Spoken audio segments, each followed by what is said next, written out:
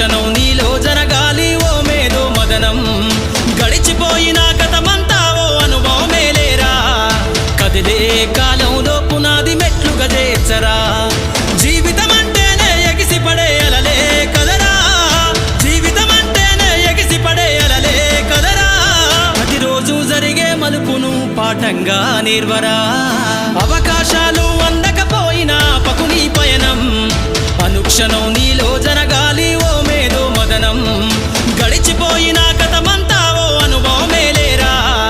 కదిలే కాలంలో పునాది మెట్లుగా చేర్చరా